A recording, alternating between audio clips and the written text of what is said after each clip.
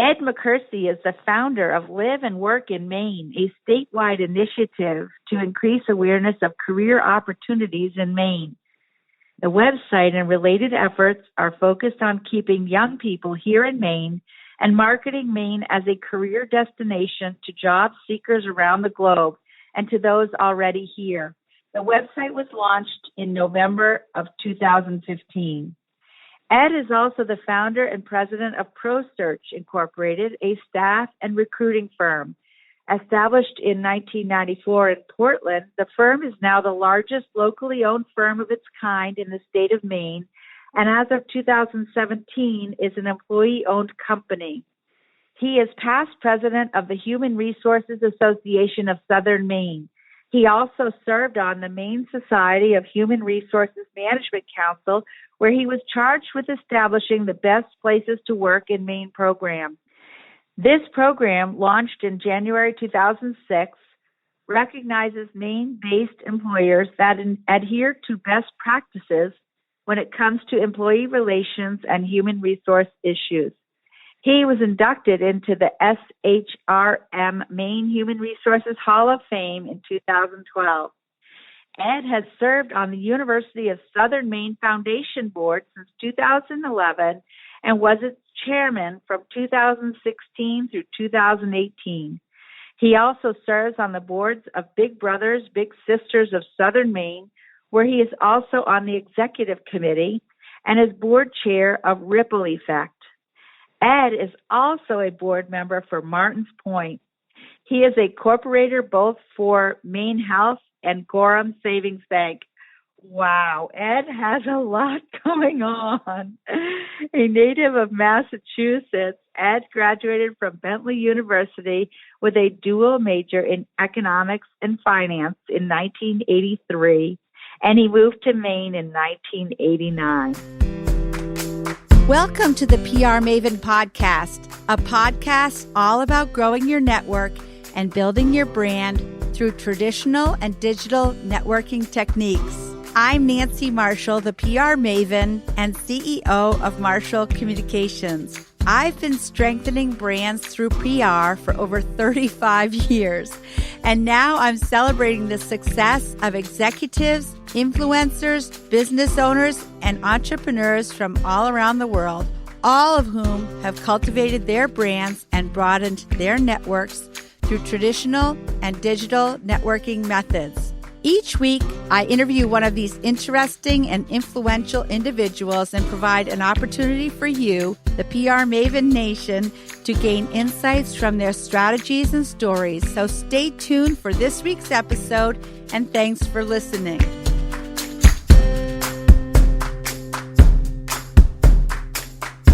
So Ed, to kick things off, tell us about your career and how you got into it in the first place. Sure. So I've been in the recruiting business for about 30 years, the recruiting and staffing business. And as we like to say in our business, nobody goes to college to be a headhunter. So I actually grew up in Massachusetts, went to Bentley. At the time it was Bentley College. It's Bentley University now.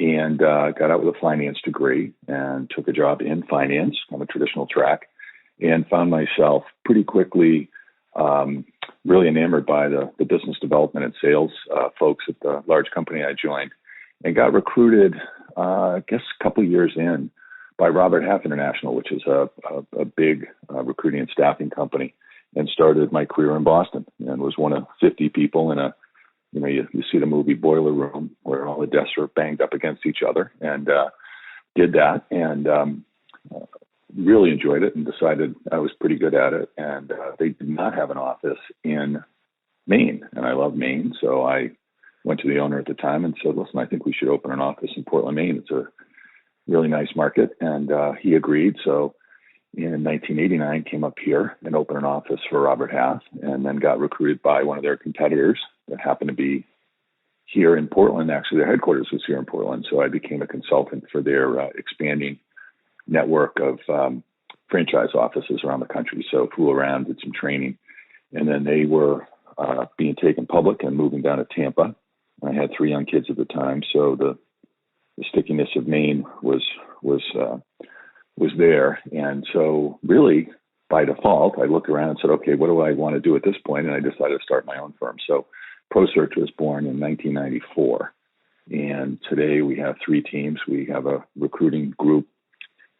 We have a what I call kind of traditional temporary staffing group, office support, customer support, that kind of thing. And then we have a IT contract team that places people. And our real focus is on Maine-based employers. So we're kind of all in on Maine. We recruit nationally, but all in on Maine. And it's been fun. When I started ProSearch, I really at the time I thought, boy, I really like this because I don't have to manage people. I just kind of, it's my own success. And then Maine has grown, so we had to grow. And so there's 12 of us at this point.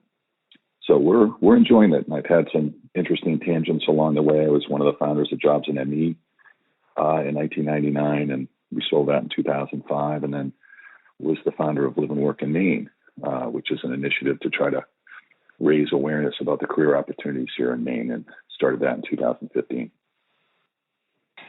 Well, that's been a very illustrious career you've had, and congratulations on starting a business and, seeing it thrive and grow over the years. And then, of course, I'm very familiar with Live and Work in Maine. I think it's a really fantastic organization. Do you want to talk a little bit about that? Yeah, sure. Started it, as I mentioned, in 2015. And really the idea was, or the reason for it, if you will, my motivation was that I was talking to a lot of my clients, Maine-based employers, and in a tight market that was only getting tighter, especially in the technology sector, which is a big area for us. What I kept hearing was that the fact that they were in Maine made it harder to recruit people, that it was a small market and they had to import people. And you start to get to the point where the vibe, the conversation is almost negative, right? It's kind of, part of the problem is that we're in Maine. And I thought about that, and I thought, boy, I'm from Massachusetts. I got to tell you, you guys have this all wrong. And I'm also a recruiter, so I kind of understand how people are motivated and what job seekers are looking for. And so I remember somebody telling me after my long-winded launch into, what Live and Work in Maine was going to be, one of my clients said, so Ed, what you're saying is you're just going to change the conversation. And I said, there it is. So the idea behind it really was to elevate awareness that Maine does have a fairly robust employment market. And yes, we're small, so we're not trying to market ourselves any different than reality. But a lot of people from outside the state and certainly outside the region, when they think of Maine, they think of tourism, they think of pine trees and all the things that we know are great reasons to come here and visit. They don't necessarily think in terms of the quality of life. And that's a little different than why people come here, right, for a week or two. The quality of healthcare, the low crime rates, the relatively short commutes, the cultural opportunities in our cities, just great schools, and really world-class employers. I mean, when you think of a WEX or an IDEX or Jackson Labs or an LL Bean, these aren't just, first in class in Maine. These are world leaders in what they do. So, and we've got a robust entrepreneur market as well. So the idea behind Live and Work in Maine is really to just raise awareness, get out there, target people that individually employers were looking to recruit and recruit them more collectively. And it's been a fun ride. As you're aware, Nancy, we hired Nate Wilds, who's now the executive director. So I'm really an advisor, just on the advisory board at this point. But Nate and then Katie Shorey joined us recently. The two of them are just they're really doing a great job, and it's been a fun ride. And obviously, with our current situation with COVID-19, there's a lot of things that have been paused. They're continuing to do some virtual events and some online marketing. But I think overall, when we come out of this, I think more people from the Boston, New York, Chicago, Philadelphia, name your big city, right, will probably take an even harder look at a place like Maine. Yes, I think in many ways this COVID-19 experience is going to prove that we can all work remotely, and businesses are adapting. I know I've adapted with my own PR agency, and so many other businesses that previously thought they had to have everybody in one spot all the time in the office. I've learned that that's not necessarily the way. So I'm pretty excited about seeing how businesses do adapt permanent changes so that people, don't have to be in an office. And as you said, I think it will benefit Maine in a lot of ways. Because, young people, actually, I was going to say young people want to enjoy the quality of life, but old people want to enjoy the quality of life here too. I know I do. Right. That's right. So, well, that's actually a topic that's just a lot of conversation about. It's this trend toward remote work anyway, right? And this has clearly accelerated that, and it's accelerated not only everybody's kind of getting over the fear of the technology and is it going to work and all that. So now we're doing all these Zoom calls and all, but it's also accelerating the thinking amongst senior management at these employers, right? That says, wait a minute, this fear that somehow employees wouldn't be as productive, or we need everybody in the office to kind of keep that team going. I think there's some cultural challenges if you're all working remotely, but I see, and I've actually seen this firsthand with several larger employers. They're polling their employees. They're looking at, how permanent might this be just for business reasons. The ROI on being able to skinny down your office space is real. Exactly. Well, you've got 3 kids, probably in about the same age bracket as my 2 sons. And I actually have an opinion piece that appeared in today's Portland Press Herald about how I feel that in a way we almost raised our kids to adapt to this change, because the 20 and 30 somethings now, they grew up with this technology. So to be adapting to working from home or working remotely was not a big shift for them at all. And, I feel like it's a terrible thing that COVID-19 is happening, but can you imagine if it had happened in the 1990s, for example, before we were fully wired with the commercial internet, and if this had happened before we all really were adapted to Zoom technology and even email and other online technologies, it would have been a lot different.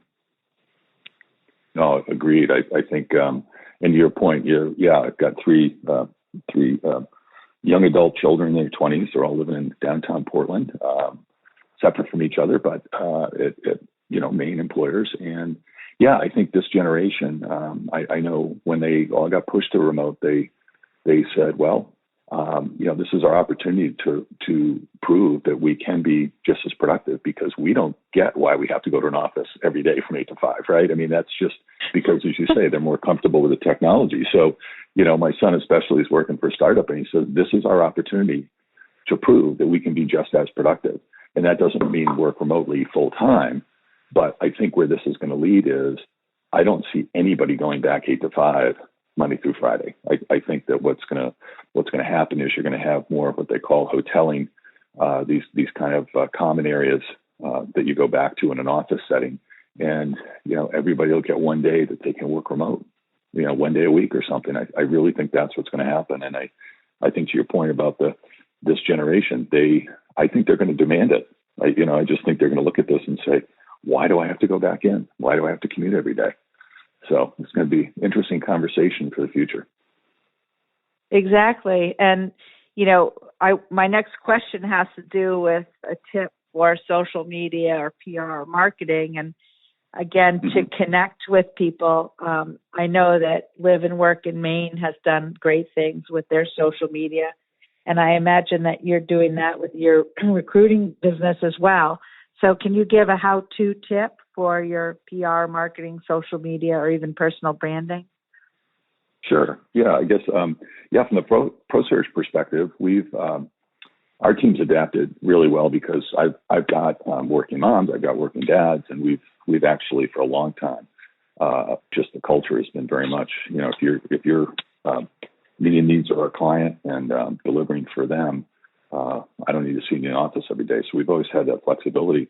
I think getting pushed to this, one of the things that we did really quickly was just over communicate, both internally. So we have a a weekly call with the whole team, and each team has a weekly Zoom call, and there's probably 6 or 7 different Zoom calls between the different subgroups of our team. But the other thing is, we've got a couple hundred people that work at our clients every day, our temporary employees and our contract employees. And one of the things we've always prided ourselves in is really staying close to them, making sure they're happy, because if they're not happy, our clients are feeling like they've got somebody that's not motivated.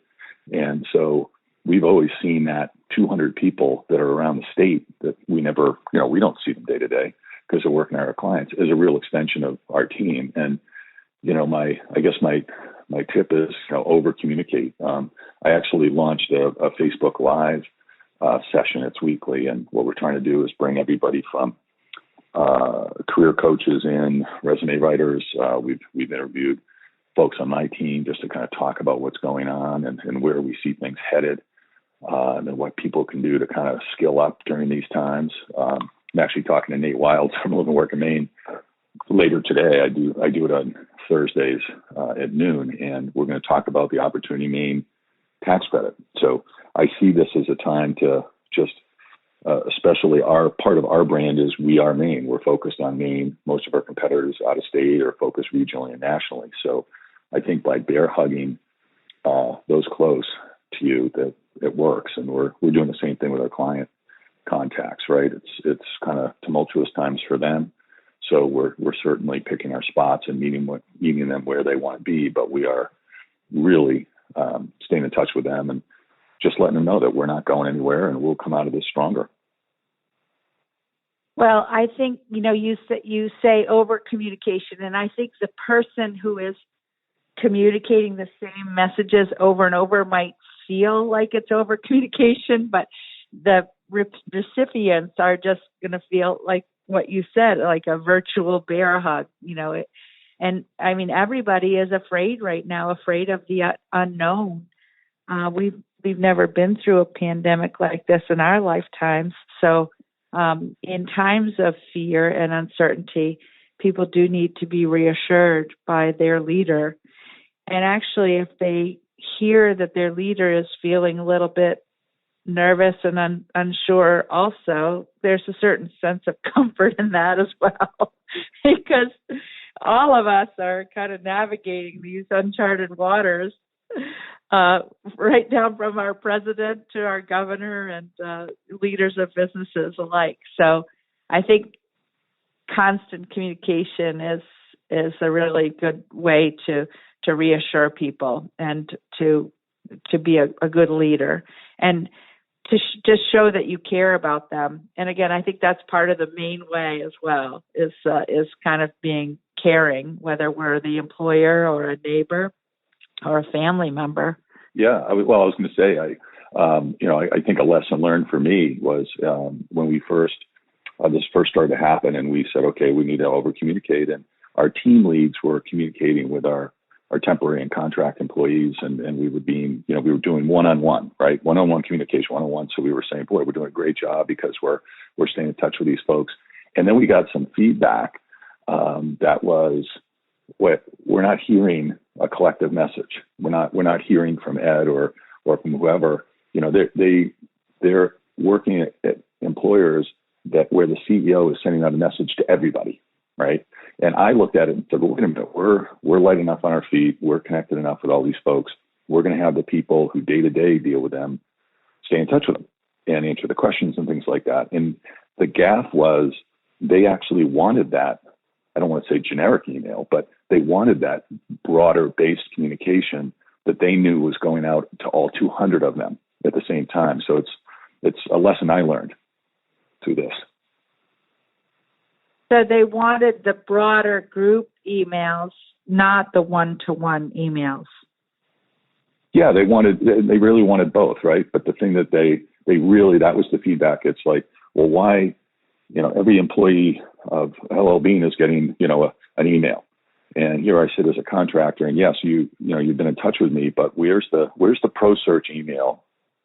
Kind of your point about just wanting to feel like, okay, we're all in this together, right? That kind of tribal. And we thought we were doing that one-on-one really well, and I think we were. But what was missing was that collective hey, this is coming out. Here's what's going on from the CEO of ProSearch. Here's where we stand, and here's how you can reach me directly if you need to. Right, exactly. Well, that probably gives a certain sense of organization, like, I'm part of a good organization that is communicating with everyone constantly. And so I can see how I think it is a good combination of mass emails that go to everyone and then personal as well, both emails and phone calls. When this whole thing started and everybody was working from home, I actually wrote handwritten notes in the mail to each of my employees and sent them each a gift card and asked them to spend it in their neighborhood at a local business. And that was kind of my way of trying to help support the local economies where my employees live. And I think they appreciated that, just to know that I was thinking of them. Yeah, well, we've got 12 of us in the office, and I'll give you this story since you brought it up. So we have a what we call ProSearch Gives Back. So we have a way to calculate based on the number of hours our temporary and contract employees work. We come up with an amount every quarter to donate to nonprofits in Maine. And the time came up several weeks ago, and as I mentioned before, several of my employees have young children at home. So we came up with the idea that we give each child a $100 gift card, and they would come back and explain what they spent it on and why they made that choice. And then the next week, we put them in charge, and it was actually April vacation week. The parents clued me in on that because I'm no longer kind of following that on the calendar. And we said, okay, we have a little over $4,000 that we is in our program, and that we need to write checks out for nonprofits. And we put the kids in charge. And so we turned it into a family project. We said, we want you to do research on these 3 nonprofit organizations, and then come back on a Zoom call and explain how your family came up with who they recommend should get this funding. And it was fascinating. I mean, the emails I was getting from employees, and we're all friends, but I mean, they were just like, that just was genius, because it gave us something to do as a family. The kids were actually acknowledging, gee, we're not fighting with each other. We're actually, we've got this project and we have to deliver for ProSearch. So it was really well received. So, it's another version of what you're talking about, which is to just kind of humanize the approach. Yes, and everybody felt like they were an important part of the tribe as well. Absolutely. Yep. Yeah, that's awesome. So when you're doing PR, social media, or marketing for either ProSearch or any of your organizations you've been involved with, Ed, do you have a way of measuring success on how you're spending your time and money? Yeah, I consider myself kind of a branding guy. So for me, it's more anecdotal. I just want to feel like we're fairly visible out there. We certainly have tools. It's not as much PR, but we certainly have a lot of tools in house to measure our effectiveness as far as outreach to client companies, as well as job seekers and people we have out working. I like Maine because it's a small enough state that I think that if you conduct yourself the right way, it gets noticed. We don't really do any formal press releases or anything about what we do, but we do use social media, Facebook, and even to a greater extent LinkedIn, just to stay connected. And we try to get stories out about what we're doing, so it's not all it's not an infomercial for ProSearch, but just trying to keep people engaged. And I think the Facebook Live has turned out to be really interesting. It's the reach there has been really, really good. We're getting great feedback on it, and we're asking people who they'd like to hear from, and what topics. So I'm kind of the moderator, but it's really not about ProSearch. It's more about what do you need to hear, who do you need to hear from in these uncertain times. Nice. So you're using Facebook Live as a way to engage current and prospective clients. I haven't seen your Facebook Live, so describe what you're doing with that. Check it out, Nancy. Yeah. So I have time now. Yeah, well, so it's interesting. So it's about 20, 25 minutes long, these segments. And really it was our way. So the first one I kicked off, I interviewed Dave Vasconcellos, who was our director of business development, right? So it wasn't really a ProSearch commercial, but it was, here's what we're doing. Let's talk to Dave about what we're hearing about. I mean, there's still some pockets of activity, right? So it's just a kind of, what's happening out there. But we really continue to throw out the request of, what do you want to hear about, right? So we feel like we're tapped in. We can get business leaders on. We can talk to human resources people. We can talk to, economists. I mean, who do you want to hear from? What's important right now? And the feedback has been, just continue to talk about the job market, but career coaches, folks that can help with your resume, folks that can help kind of navigate the market. Two target areas for us have long been people coming right out of college, right? Because, normally these folks are not quite sure what they want to do. So engaging somebody like us where they can try out different temporary jobs and kind of get a sense of different employers, different industries, different kinds of jobs. So we target those folks, and then we target folks returning to the marketplace. So somebody that maybe, you took 10 or 12 years to raise your kids and now you're back.